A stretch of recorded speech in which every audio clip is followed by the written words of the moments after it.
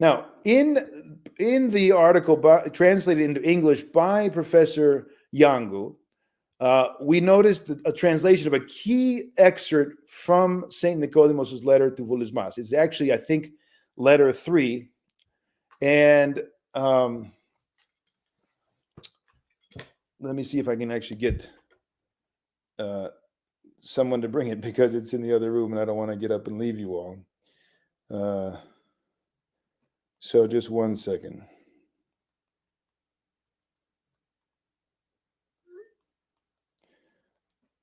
There we go. So we have the translation we read there, and then we said, let's go look at the Greek. This translation seems really strange. It seems odd. And we did our own translation from the Greek. And so we're going to read those two, and you're going to see the big difference and why it's very important that it's retranslated. And in Professor Yango's article, now I don't know, I didn't see his Greek article. I was looking at the English article, but this is actually from St. Nikodemos. So they're translating St. Nikodemos' letter here, and it's really butchered, unfortunately. So let's see it.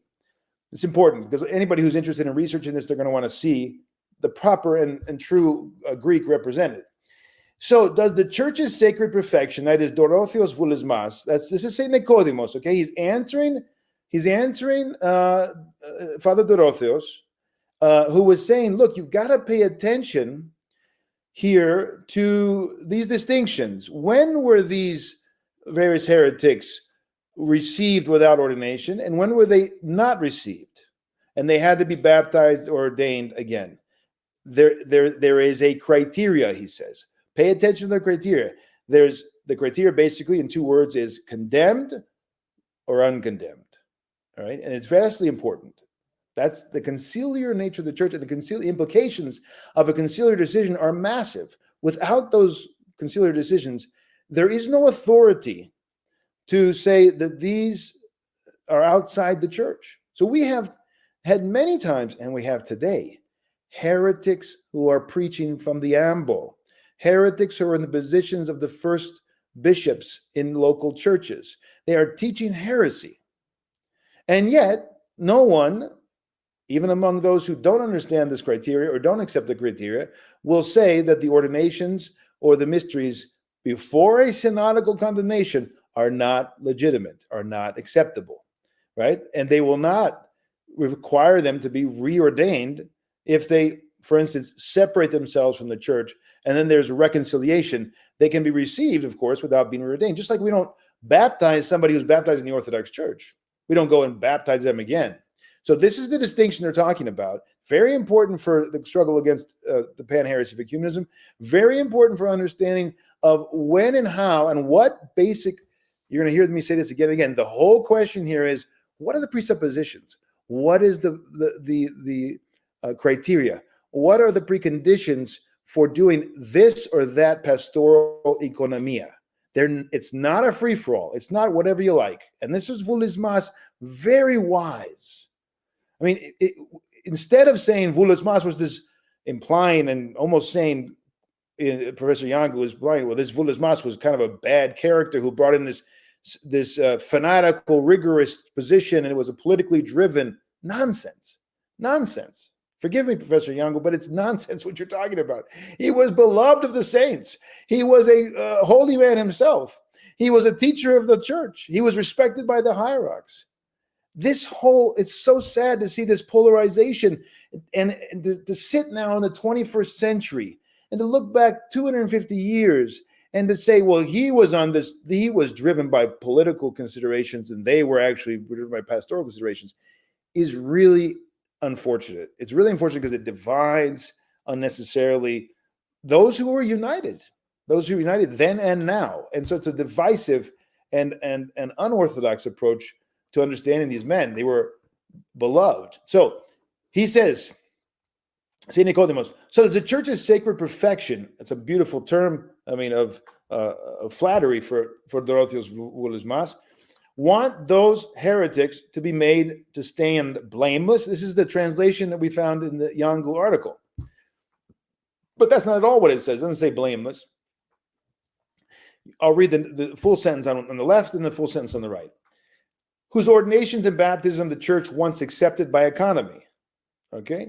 In our translation, which we believe is closer to the Greek, so does her sacred perfection, the church's sacred perfection, there's no term ecclesia in the Greek, i.e. you, voulismas, he's talking to voulismas, St. Nikodemos, want those heretics whose ordinations and baptism the church once accepted by economia to have been uncondemned, unexcellingly, without being, let's say, condemned is one possible translation, but it's certainly without being checked, without being rejected, essentially, without being judged negatively.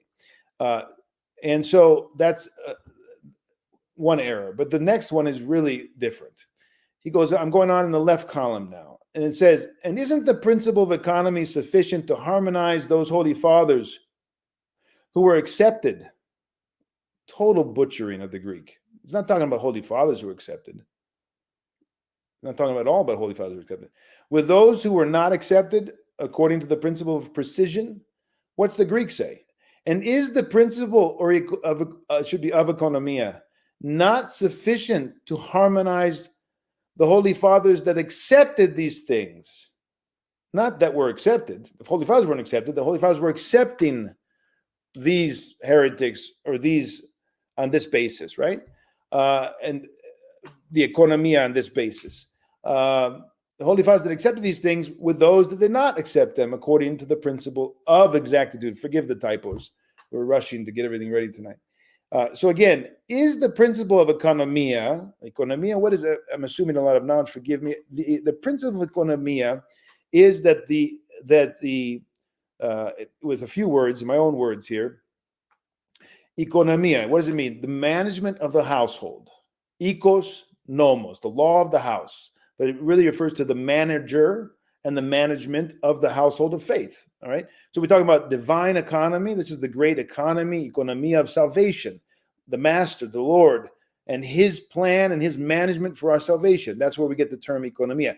Now that's applied very rightly to the body of Christ, to Christ in the body of Christ through his shepherds, working out like he did after we fell, right? The Economia would have been Adam and Eve stayed in heaven, but they fell. So now he comes and he gives us the salvation in this setting of less than perfect, like we've fallen. Now the church does the same thing, goes into the world. The Lord continues his incarnation. The Lord continues to walk through his church and guide his church and speak through his church, through his saints and through his shepherds.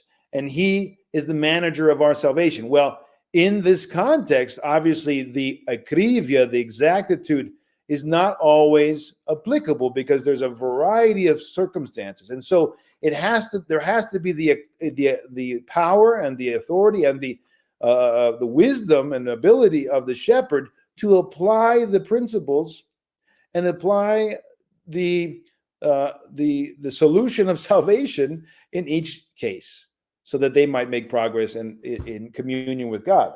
And so obviously that's can never be taken away from the church or the shepherds, because it's Christ who's doing that, right? I mean, if it's Christ, that's the question. Are these men in every age, these bishops, are they following the Holy Fathers and applying the economia and working out the salvation of the people? That should not be a given. It's not automatic. Every generation has those who do it and don't do it. Those who are heretics or schismatics or just unworthy, and those who are worthy. So we always have to be vigilant. But this is the ideal. This is what the bishops and the priests are called to manage the household of faith and bring about. The great example, I think, that shows the economy of salvation and the akrivia of salvation in our Lord's own life is, of course, that he teaches on the one hand, you must be baptized. You must have faith and the water of baptism to be saved. No comma in that context in the scriptures. And yet he goes to the thief on the cross and he says, today you'll be with me in paradise, who was unbaptized, according to the baptism of water. But he was impossible for him to be baptized. And so the economy of salvation, the need is great, and the reason is based on the great confession of faith of the man. And we have examples of those who were immediately never baptized, but were immediately baptized in the blood of martyrdom. So that's the economy of salvation, right? The Economia and the Economia. Now he says, rhetorical question, is the principle of Economia not sufficient to harmonize the Holy Fathers that accepted these things with those that did not accept them according to the principle of exactitude, missing an of in both cases? All right, different, and you can't understand what the translation that was in the Yangu article is saying. It's totally misunderstood the Greek. And then the great humility and love, bless Father, let it be blessed. That's an Athonite monastic term. It's basically saying, let it be blessed. Let it be blessed. Let them stand uncondemned according to your wisdom. Right? He's deferring to Vulismas. He's not countering Vulismas. He's saying, my brother and co-struggler, let it be blessed. I don't have a problem. I don't have a problem with what you say. He doesn't have a problem because they're in agreement. Does he? In other words, do you? Because he's referring to him in the third person. Do you? I'm reading from my translation here on the right. Do you desire that the canons not impede the uncondemned priests? In other words, the canons not stand in the way, and for them to be economized. Bless Father. Let it be blessed.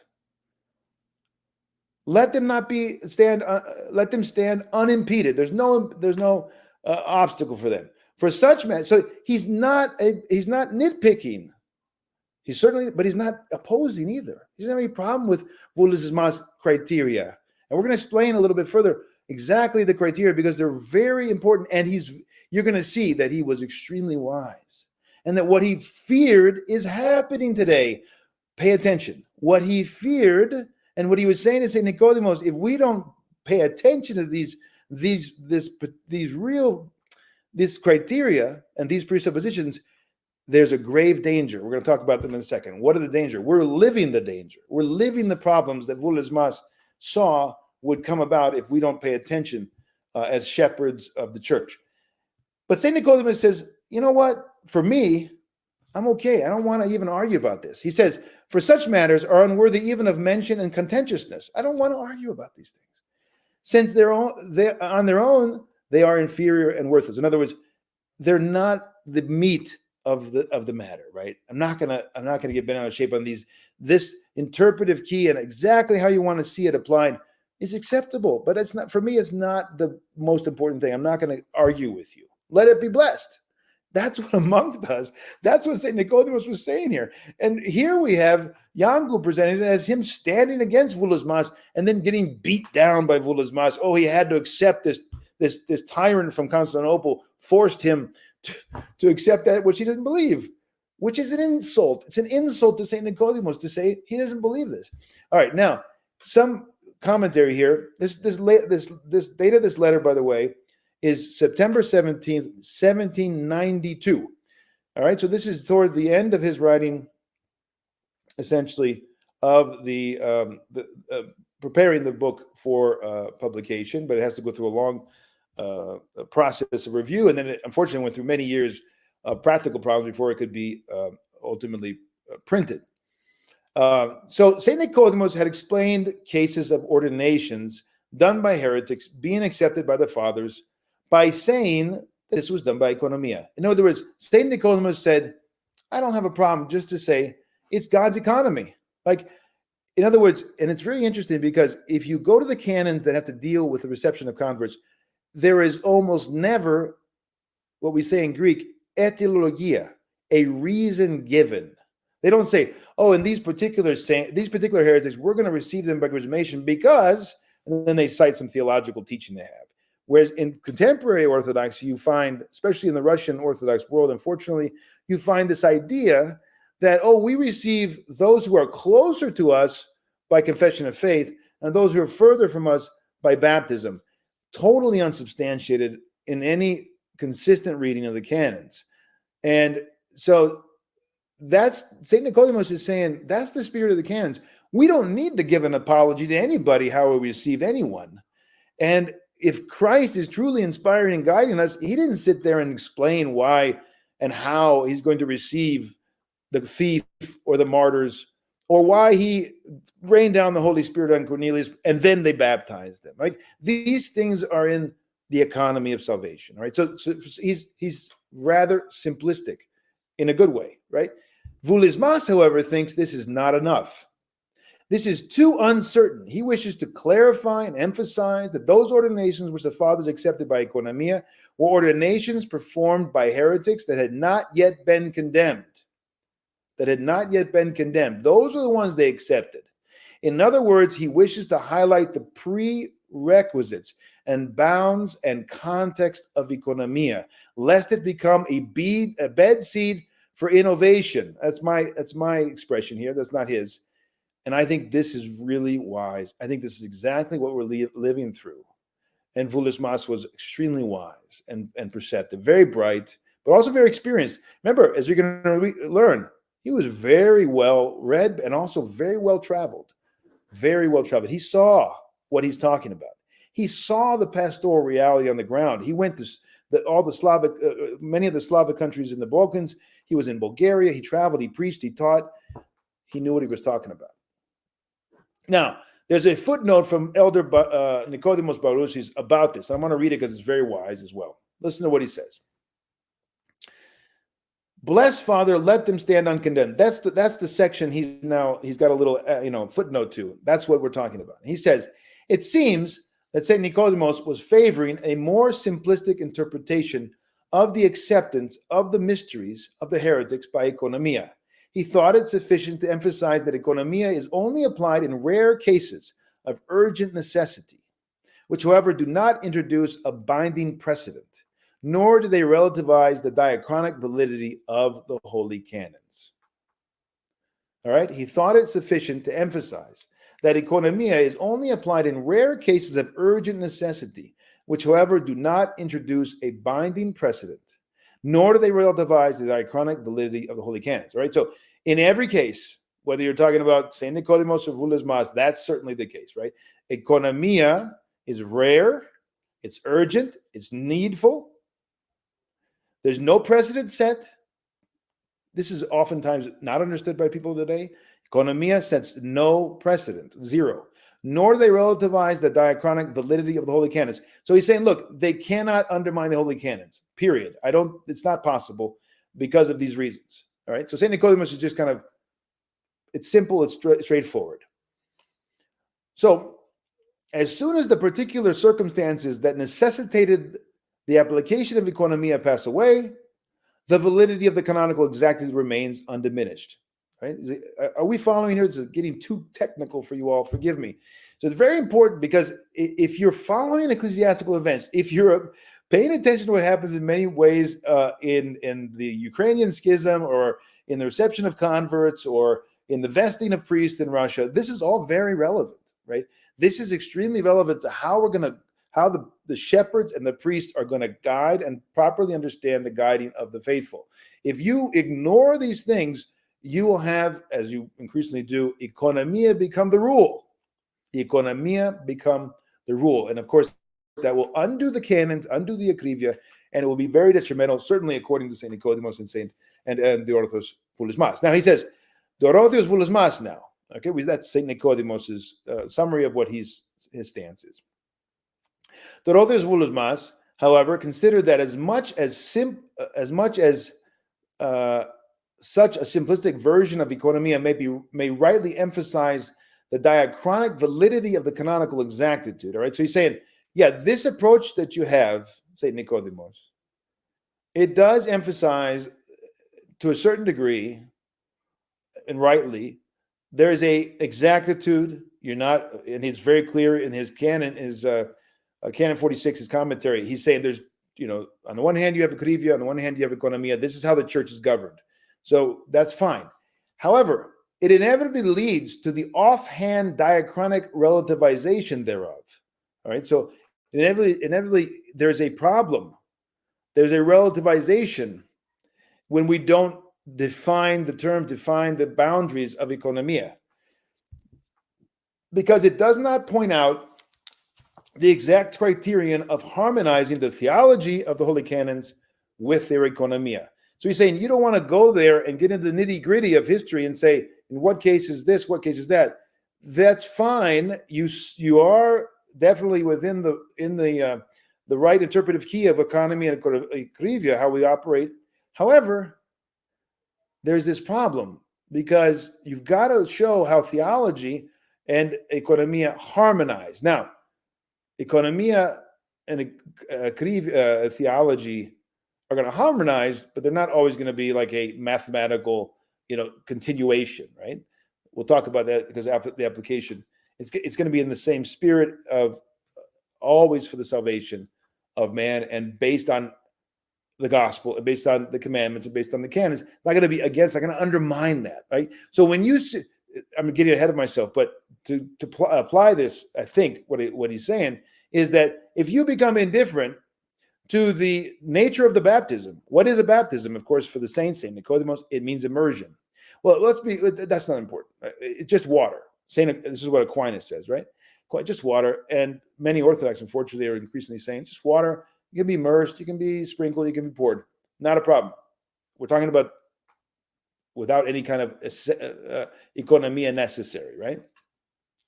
Well, when you do that, you've now detached the economia from theology. You're saying there's no longer a basis for the economia. Like economia on what basis? Well, as they all say, including Saint Nikodemos, there's got to be the immersion. There's got to be the type. There's got to be the form. They cannot abandon that among the heterodox. Otherwise, we're undermining what it means. We're undermining the very basic, what it means to be baptized. We're undermining the mystery itself. And so we're no longer harmonizing theology and economia. That's my interpretation of what's going on. It's an application, but let's continue to hear Elder Nikodemos and what he has to say. The lack of this criterion, according to Lawless, leads to arbitrariness in the application of economia, since the subjectiveness in evaluating every necessity, right? So I'm just a priest, I'm a bishop, and it's a subjective thing. Oh, I think it's necessary. Let's do economia. He says this is just totally too subjective. It's going to become chaos. It's going to be, we're going to lose ourselves here. The bishops and priests and everyone has to have some criteria and some boundaries to the economia, right? But if you just leave it up to everyone subjectively saying necessity here, necessity here, what happens? We're living that, brothers and sisters. We hear economia all the time.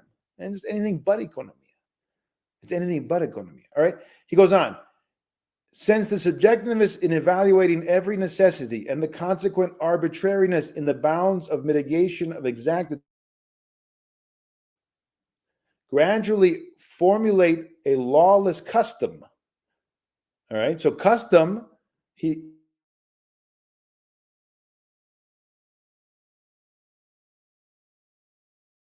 saw what was going on in Eastern Europe. He was traveling around Eastern Europe. He was teaching and preaching, and he knew several languages, and he was going and talking to people, and he was seeing, as you'll see later on, that's why St. Paisius loved him, and he published his works, because St. Paisius was fighting against